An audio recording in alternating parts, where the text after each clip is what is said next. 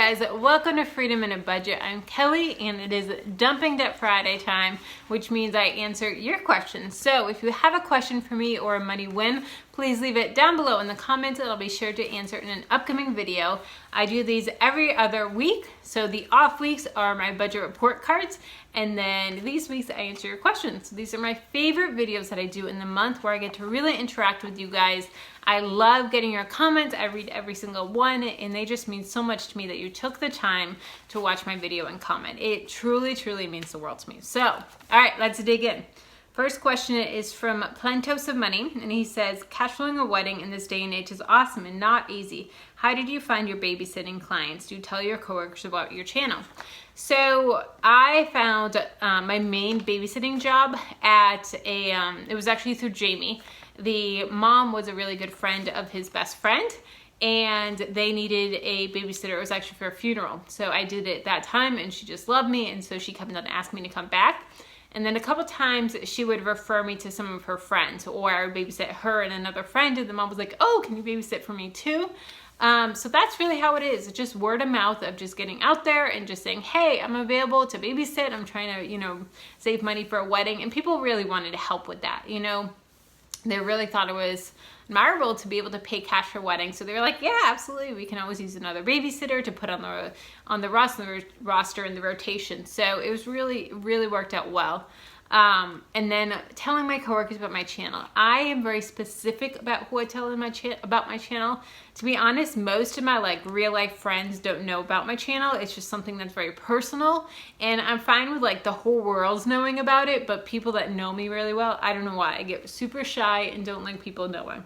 So if I have told you about my channel in real life, then be honored, because it is something that I get nervous about. So I don't tell very many of my coworkers. Maybe a handful of my coworkers know about it, but that's it.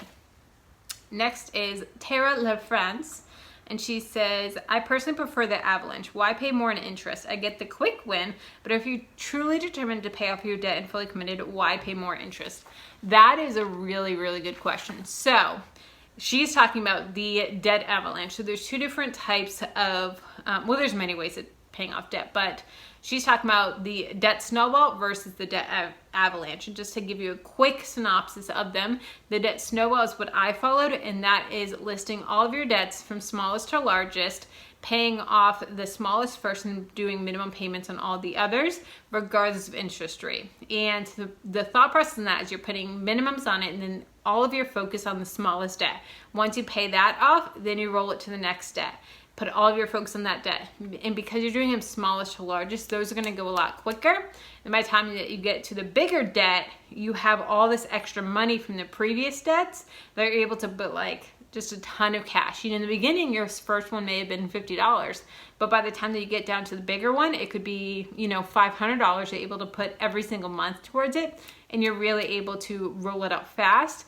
It also is really great for the quick wins, because if you're paying off a ton of debt, you say you have a loan of $30,000 worth of student loans, and you're paying that off first, that can really seem daunting. And you're putting, $100 a month towards it, but you're not getting anywhere because it's so big and you're having to pay so much in interest.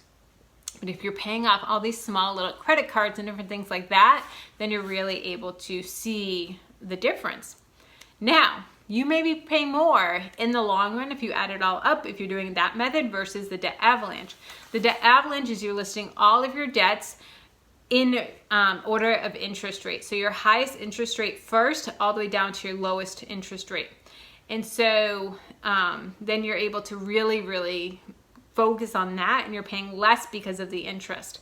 But with that, it can be hard to stay focused. Like I said, if you have a $30,000 loan with high interest rate, that's 6%, and then your other ones are 3 or 4% with car loans, and maybe really hard to stay focused. But like she said here, it's really important to just pick one and stay focused on it. That's the biggest thing, is staying focused. My philosophy is, figure out what works for you and just do it and stick to it. So many people will want to pay off their loans quickly, and so they'll put an extra $50 to everything, and then they're not making progress because they're just putting little amounts here and there, and they're not staying focused. That's what I was doing before, and I was trying to pay off extra with my car loan, and then I was so just off track. I thought I had like paid months ahead, then turns out I was behind and it just wasn't focused. So get on a written budget, pay off, you know, whatever method you want to do, but stick to it. Hope that answers your question. Next question is from Natalie, and she says, new subby question. Your grocery budget is $100 per person. Does that include household necessary personal items? Just thinking of things you can buy at Target or just food. So honestly, for us, it just depends on the month. Sometimes I take those personal items out of my grocery budget and I'll pick them up at Aldi or wherever it is. And then sometimes I take them out of my personal spending money, like my personal pocket money.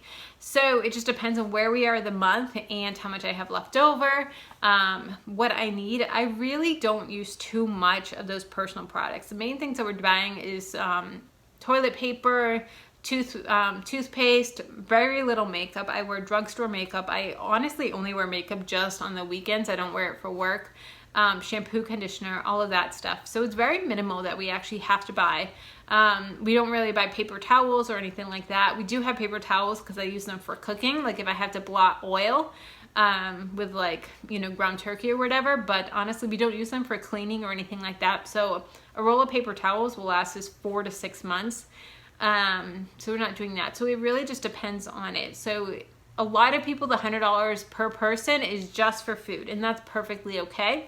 And then they have another line item in their budget or sinking fund for personal items. So that's a really good option. It's a sinking fund. So if you put it, you know, $10 a month away and you don't need it one month, it just rolls over into the next month. So that's a really good option for you. Next question is from Thrifty Asian, and she says, I'm not sure if you have a video on this or not, but I thought you did. Anyways, how do you organize your sinking funds? Like, is it all in one envelope, bank account, savings, or checking? Great question. So I actually have a couple of videos on my sinking funds that I'll have linked for you down below, but I keep all of my sinking funds in my Capital One 360 account, and I have them in there. I have my 6-month emergency fund in there. I have my car savings account in there. It's all in there in one big lump sum. And then I have them all organized in my Excel spreadsheet. So as I take out money, as I put in money, that's all organized in Excel. For me, that just works better. The only sinking funds are the ones that the only cash envelopes are the ones that I stuff that you guys see, the 3, the groceries, personal money, and eating out. That's it. I tried having cash envelopes when I first started of all of like vacations and all of that, and it just got to too much cash. I didn't feel comfortable having that in the house, and it's just easier to have it in my bank account where I don't have to touch it. I can just electronically move it over. I'm not tempted to just use it to go shopping or something like that, or just use it to order a pizza. No, it's out of sight, out of mind. So I think honestly for me, that's the best way. All right, next question is from Sensible Living with Money Mom. Kelly, what amount do you think is a good percentage to put into savings each month?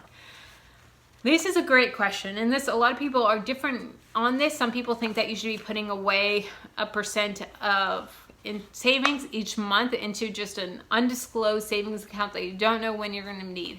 I personally don't do that. I like having my sinking fund. So I like having each category have a name. All of my savings have a name.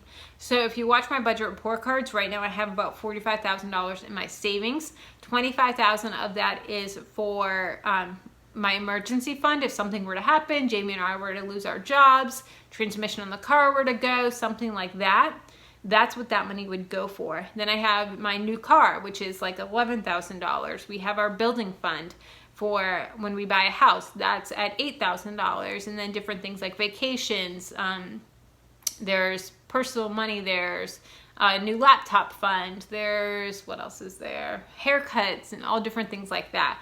That all goes into the different categories. So I don't have like an undisclosed fund for just whatever we need it. I think that every category should have, or every bit of my savings should have a reason.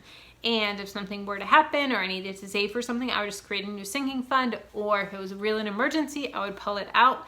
But if it's not something I need right away, if it's not considered an emergency, I would just create a sinking fund for it and then get it in whatever months I need it to.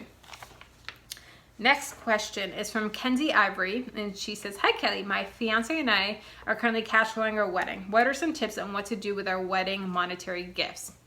Great question. So we received some of these gifts before the wedding, and we received some afterwards. And it really depends on where you are. If you're cash flowing your wedding and you know you're getting towards the end and it's getting tight, feel free to use that cash that you get to go towards a wedding. There was times where we used that cash that we got as gifts before the wedding and put it towards, you know, I don't know, decorations or whatever we needed, or our deposit, whatever it was.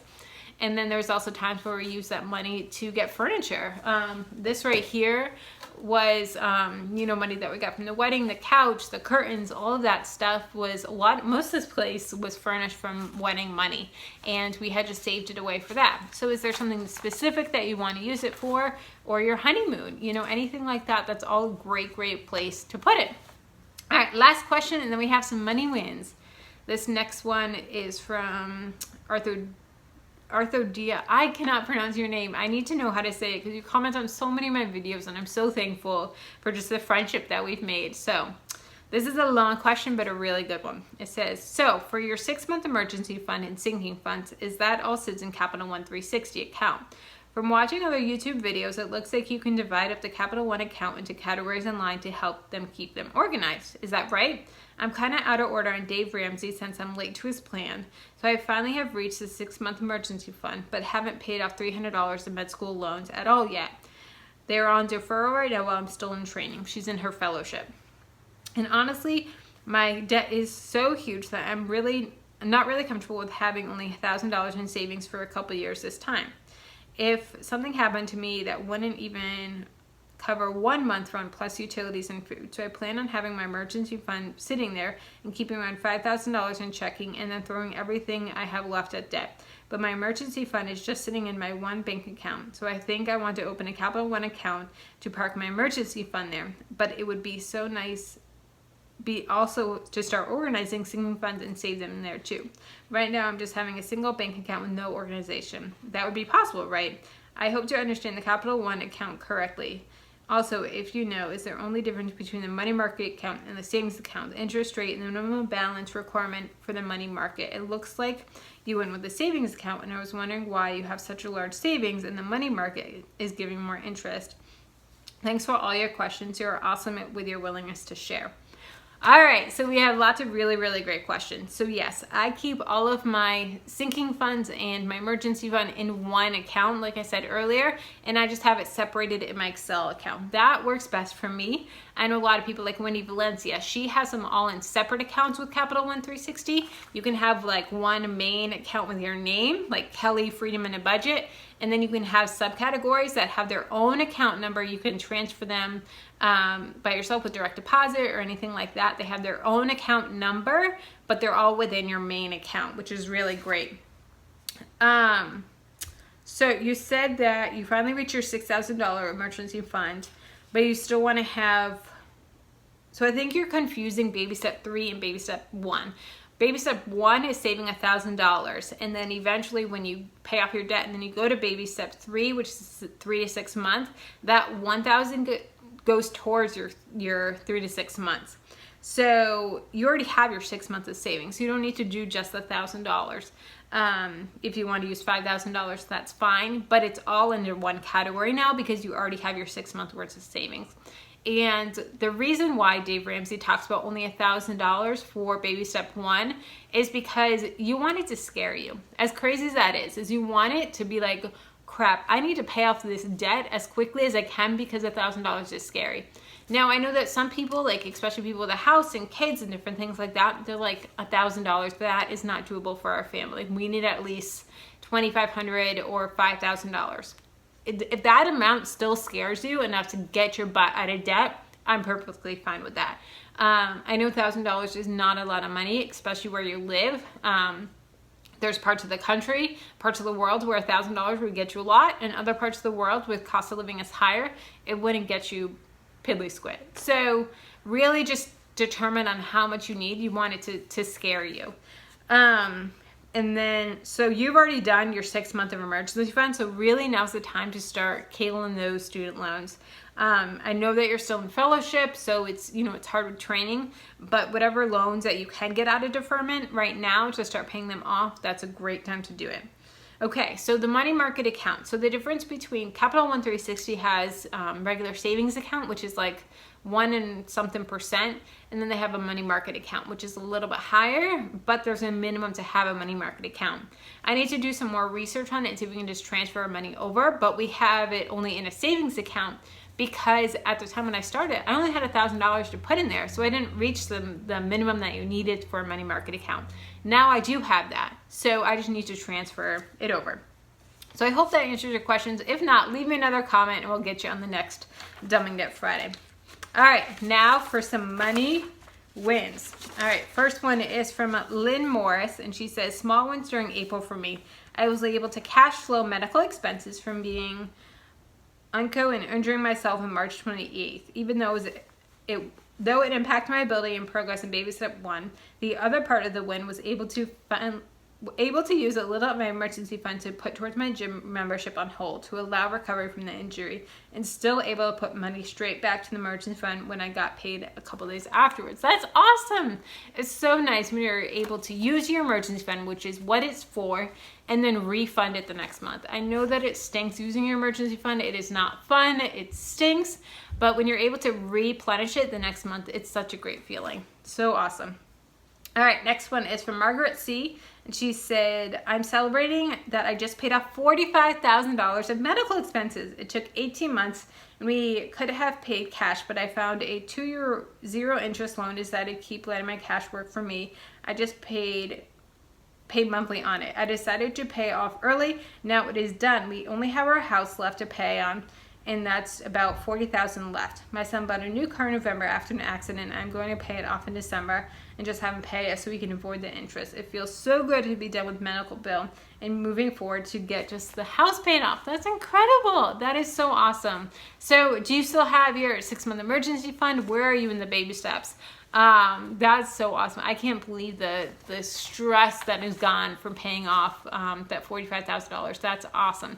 So I'm so proud of you guys. Let me know if you have any questions for me. Your money wins. Leave them down below and I will answer them in an upcoming Dumbing Debt Friday. All right, guys, I'll talk to you later.